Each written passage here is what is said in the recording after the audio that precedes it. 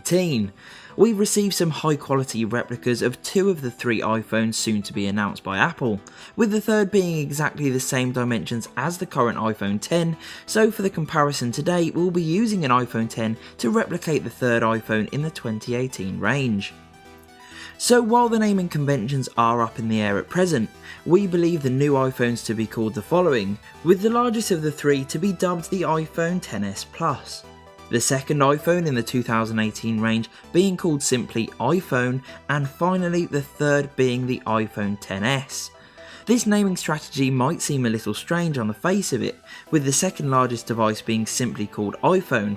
However, Apple have previous with this strategy, as they recently called their entry-level iPad the new iPad.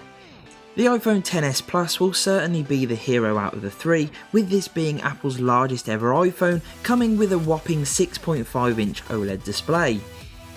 While the simply named iPhone comes with an also large display at 6.1 inch, a screen size that is larger than the current iPhone X model and soon to be released XS, the screen will be a much cheaper LCD model that means Apple can offer this device at a more budget price point.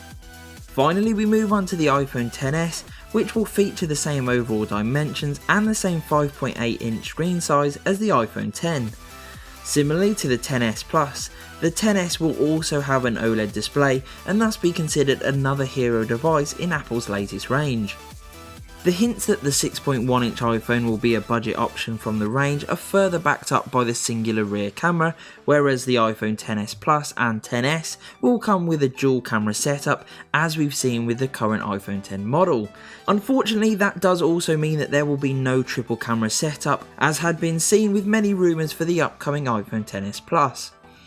There had also been some rumours that the newer iPhones would come with thinner bezels, however the dummy units received here today suggest that the bezels won't change significantly at all.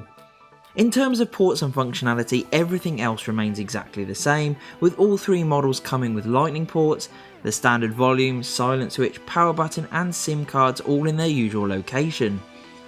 I hope you've enjoyed this quick look at Apple's soon to be released latest devices. Let me know what you think the upcoming iPhones will be called and which, if any, you'll be buying.